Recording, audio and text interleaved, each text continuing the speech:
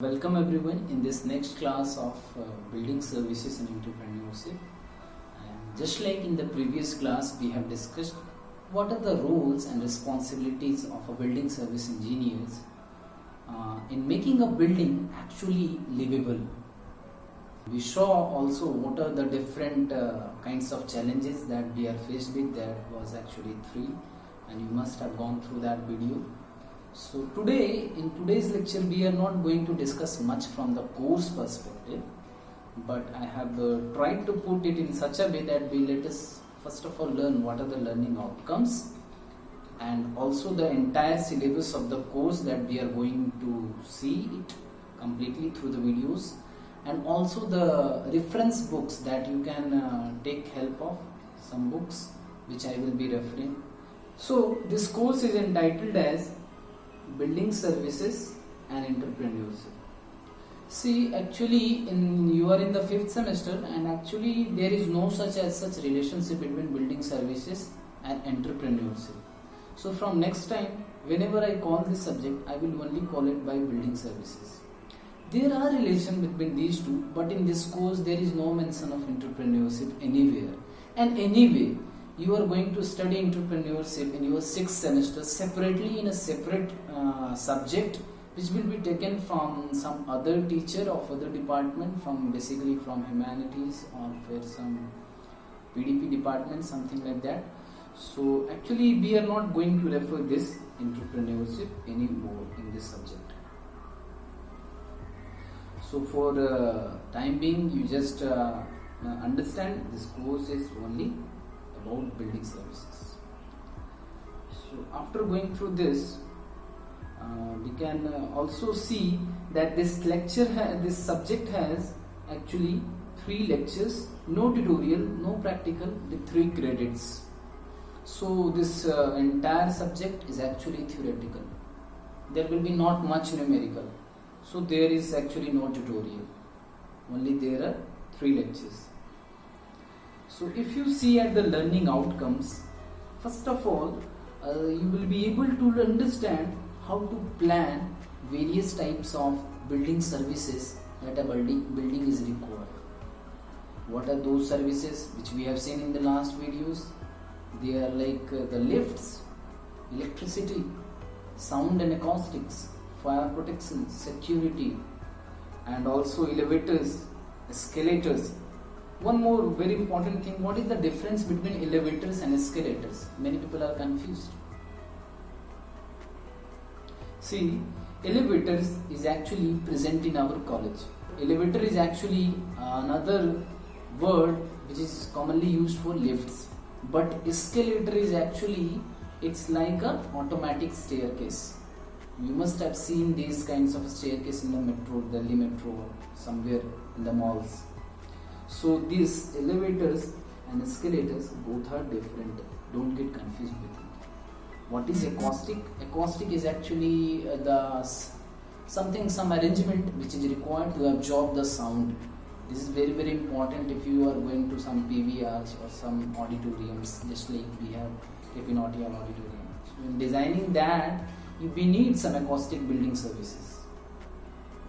So there are many kinds of building services, but not all the services has to be done with the help of a civil engineer.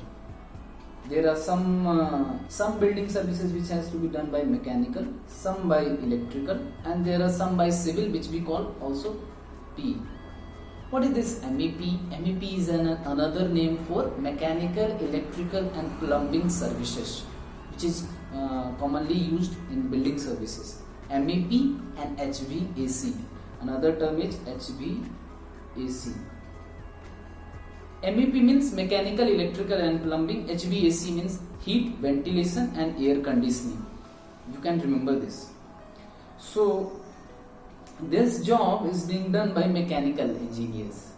Those who are mechanical engineers, like elevators, escalators, lifts, and electrical comes and electrical engineer plays a major role in arranging sound insulations, lightings, air conditioning, and fire protection also. You can say it can come to any of the mechanical, electrical or civil. So these three, and this plumbing, which is very important for civil engineers.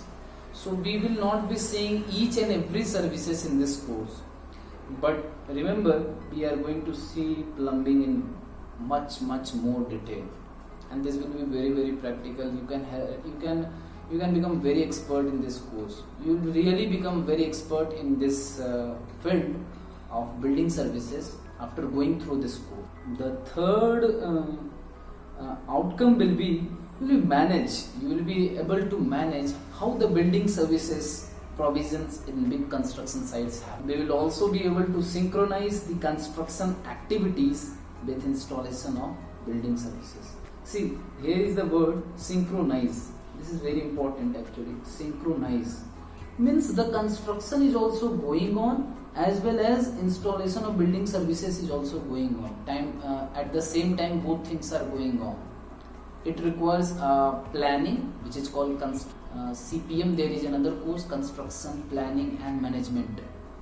Just like for an example, we can take, if we need JCB for the construction, और अगर हमने JCB को ला करके अपने site पे खड़ा कर रखा है, तो हर दिन हर घंटे का लगभग 1000 रुपीज चार्ज है उसका. अगर हम प्लानिंग से कंस्ट्रक्शन नहीं करते हैं, सिंक्रोनाइजेशन नहीं होता है, तो we are going to waste the money of our client or फिर the landowner or फिर construction manager. तो in the similar way, some construction activity is also going on and building services are also being installed at the same time. जैसे आपने देखा होगा कि छत भी बन रही है और छत के अंदर कुछ पाइप्स भी लगा रहे हैं. Pipes for what? For making electrical wires to pass through those ducts. Select the suitable electrical as well as mechanical services for particular requirements of buildings. Requirement depends on the requirements of building, which kind of building we are going to make. College building, industrial building, malls or hospitals. Every building has got different requirements, so different services. And of course, at the last but not the least, it is very important that ensure green building application to new constructions. See, green building is actually we can say it is an intelligent design. A person takes benefit of natural resources, natural lighting, natural air ventilation, airflow, everything we can employ in such a way that we get more benefit from nature and less dependence on the artificial arrangements, and that way we can save the maintenance cost of the building. So this was all about the learning outcome that we are going to learn through this course. And what are the different syllabus? Let us start. So in the entire syllabus, if you see, there are only 4 units. Of course, if required, I would take some more. I would like to add 1 or 2 more units. But there are only 4 units which have been mentioned till now, which you are able to see on the screen. The unit 1 is titled as plumbing, and unit 2 is titled as waterproofing treatment, unit 3 is termite proofing, and unit 4 is damp proofing. So there are overall 4 units, and these are the number of lectures. So this is not actually, I have to take much more lectures. This is not actually correct. So before midterm, we are planning to cover up till 2nd unit. This much we would like to cover up before midterm, and the rest 2 units we can cover till interim. So in the unit 1 we are going to see plumbing. What is plumbing? Plumbing is actually the way by which we distribute the water from the source, it can be the tank, to the entire place in the building. And then we will be seeing elements of plumbing, what are the objectives, purpose, role, licensing, and different things like sewer air, supply pipes, different kinds of pipes. There are different kinds of pipes which are being used in the market, just like there are some different kinds of pipe. So some kinds of pipes like GI pipes. What is this GI pipes? GI pipes are galvanized iron pipes. PVC pipes, PVC pipe is actually chloride pipes, copper pipes, CI pipes is actually cast iron pipes, AC pipes, air conditioner pipes, they are completely different. Pre-stressed concrete pipes, these are also just like you are studying reinforced concrete structures, there are pre-stressed concrete structures. So I will be telling you brief. And when these pipes come into figure, then we have to provide obviously the joints. Just like in this body, there are joints. If this is the pipe, then this is the joint. So there are different kinds of joints. And there are different kinds of fitting and fixtures. Also with these joints, there are different kinds of valves. What are these valves? Actually, valves are the arrangement to direct the flow. Where do we have to direct the flow of water, or where do we want to stop the flow? We avoid the backflow. So these valves are very very important, and there are many different types of valves that will be seen.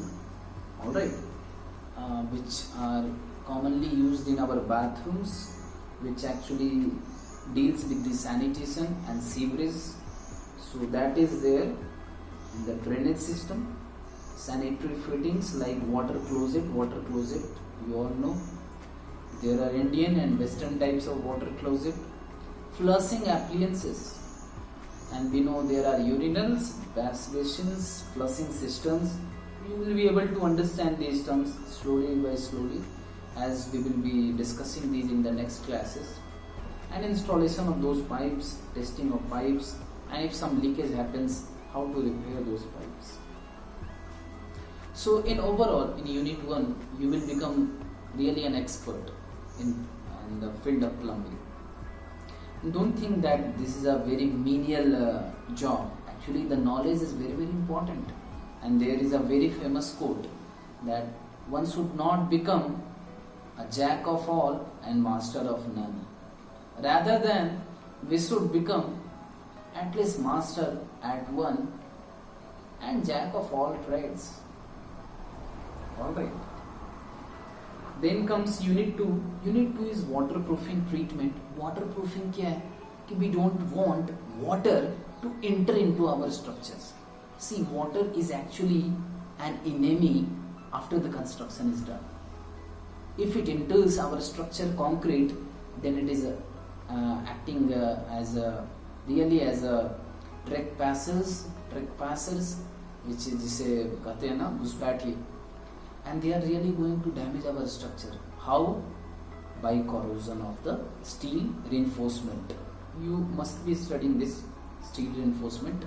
So steel reinforcement में जंग लग जाती है, और concrete की जो जान होती है, जैसे जो ये बॉडी है, बॉडी की जो reinforcement है बोन्स है, अगर बोन्स अगर corrode कर जाए तो फिर it will become weak. So then comes this waterproofing treatment is very very important. It can be applied at the roof. Roof means I have told you the roof is also called as terrace. Terrace पे क्यों apply होता है? क्योंकि वहां पे rain होता है, वर्षा होती है, और वर्षा से बचाने के लिए हमें वाटर प्रूफिंग करना होता है. Also at the basement. See the basement in Dehradun you must have seen actually here the soil is very having less bearing capacity. So buildings are not very high here. High-rise buildings are not much allowed here. As you go on digging the soil, you very easily get water. Just like in the Graphic Era Deemed University, at the new construction is going on, and there is a huge amount of water is coming just at the very shallow level of digging. So they applied various technology to evacuate that water out from that dig. And then waterproofing is also very important in our bathrooms. Then comes termite proofing. Unit 3. Termite proofing, actually you must have seen in when you are coming in the way, in some streets there are an advertisement. They say that if you want to get free of termites, call us at this number. Structure is not much damaged by termites, but it is actually the doors, windows, all the aesthetics, wooden decorations, furnitures, galleries, dining tables, chairs, they all get destroyed if we don't care of this termite proofing. And I have seen many buildings, these termites create such a big problem that they don't allow people to live very happily in their homes. They really become a cause of serious anxiety for them. So this termite proofing is generally not much considered important, but we will be seeing it also. Then comes damp proofing, last unit, fourth unit. Damp proofing, what is the difference between waterproofing treatment and damp proofing? This is the dampness. Dampness comes into the walls. And this is not unlike the water, which is actually you can wipe out. The waterproofing is generally when the water is in excess, but dampness is even much more serious than the waterproofing treatment.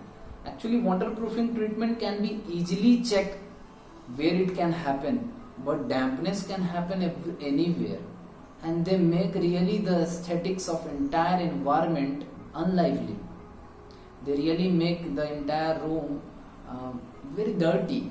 This is because of different kinds of salts or the sands which is present in excess in the bricks that we have used, and when the rainy season comes, due to the water coming from the monsoon, the bricks absorb those water, and in a slowly gradual way these water penetrates the walls and comes into the room and appear like effervescences and dampness.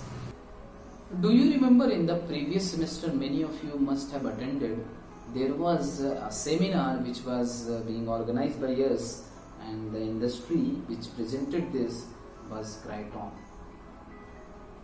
This is actually Canada based industry which also has a plant in India, and they came and they really suggested so many nice measures, products and different materials to avoid this water coming into the structures or the dampness coming into the structures.